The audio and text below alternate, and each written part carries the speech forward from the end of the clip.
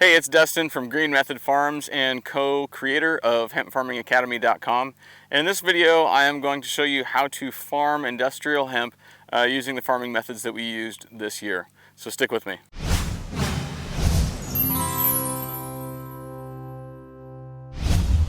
First of all, I just want to mention that we've had a ton of fun this year farming hemp. It's a beautiful plant, and it's almost instantly gratifying to watch these things grow.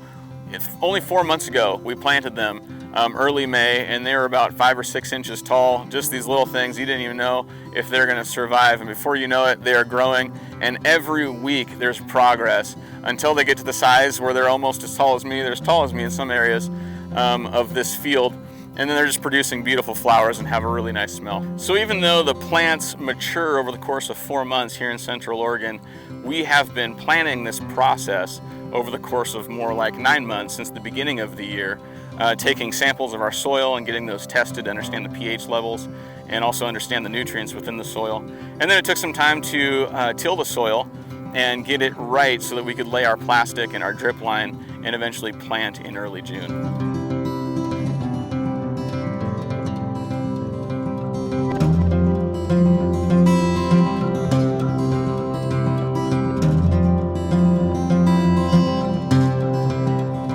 One of the things that you're going to want to consider when you decide that you're going to farm hemp is what genetics are you going to use. Not all seeds are created equal.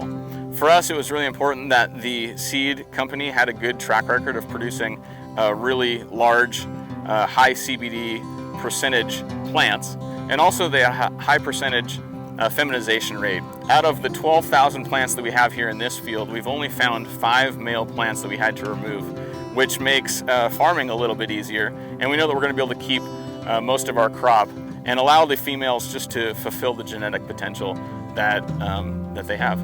Once we decided on the genetics that we were going to use for this field, we began propagating the seeds in a greenhouse in early May.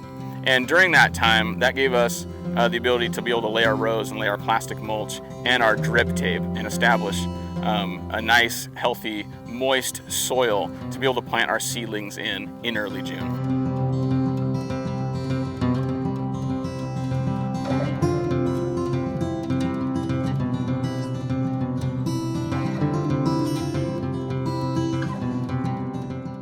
When it comes time to plant your seedlings into the ground, you want to get as much help as possible. We got about 7 or 8 people on planting days to be able to help us, and we utilized a water wheel transplanter, which is an implement that goes on the back of a tractor, and it has 2 seats where 2 people can sit, and they will drop their seedlings into holes that are created by the transplanter, about 4 acres into the ground each day. Once the seedlings are in the ground, the next couple months really is all about just making sure the plant is getting all of the proper water and nutrients that it needs to be able to fulfill its genetic potential.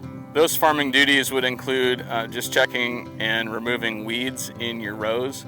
You can notice in our field, we're pretty much weed-free. We have a really clean field, and this has really helped us allow all of the nutrients and water to go straight to the plant instead of it being robbed by weeds and other types of things. The other thing with weeds is you really don't want that in your biomass at the end of the season, so it's really important to be able to keep a clean field. The other thing you want to stay on top of is watering and giving the plants the fertilizer and the nutrients that they need throughout the season. Obviously, this is going to be a little bit different in the beginning of the season from the middle towards the end of the season. So in the beginning, the plants are small. They're really not drinking a lot of water, and they don't need a lot of water.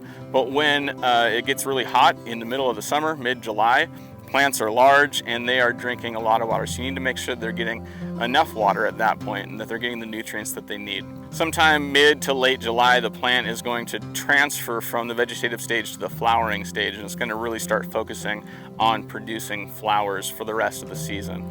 And so you're going to want to switch up your fertilizer to be able to help that out, because the sun and the light schedule is telling the plant, hey, it's time to be able to bud. And so you want your fertilizer and your nutrients to be able to follow that schedule that they are naturally getting from the sunlight.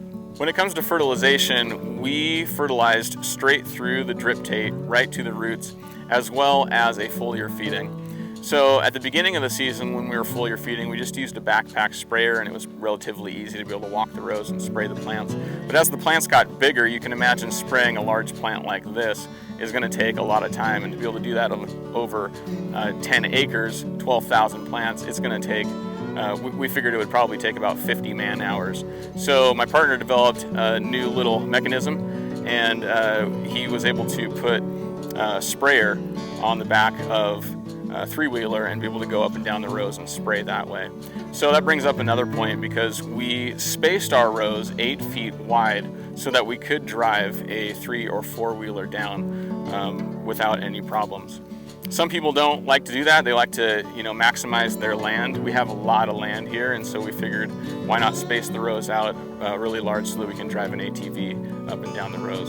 So in a week or two, we will be cutting and drying the plants, and we'll take a combine that has been modified, kind of like a mint conversion kit, to be able to keep the really light stuff and get rid of the stalks and stems, so that we can have a real nice homogeneous biomass that we can send to the extraction facility to have the oil extracted from these plants.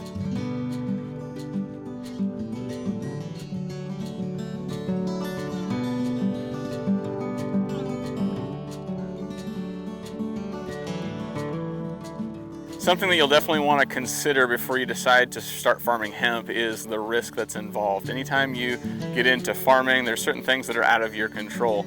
For instance, about a month ago, we had a major hailstorm that swept through the region. Hail the size of gumballs, and it absolutely ravaged this field and many other fields around us.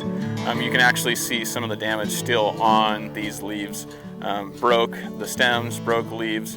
And luckily, it was about a month ago, so the plant had just started flowering. And after the hailstorm, I think the plant gave all of its energy to producing the flowers.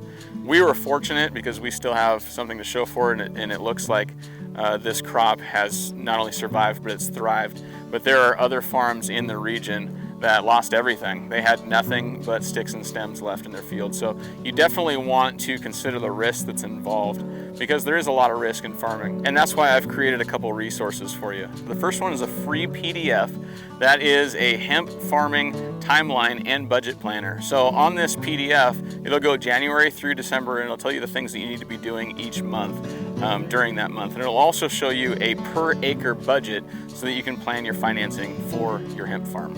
All you have to do to download that PDF for free is just click the link in the description, and that'll take you to a page where you can download the hemp farming timeline and budget planner. The other resource I want to offer you is called Hemp Farming Academy. Hemp Farming Academy is an online video course that takes you step by step from field preparation all the way through harvest when it comes to farming hemp. I've partnered with farmer Tom Lauerman on this project, and farmer Tom's been growing cannabis and hemp for most of his life, and he brings a wealth of knowledge to this course.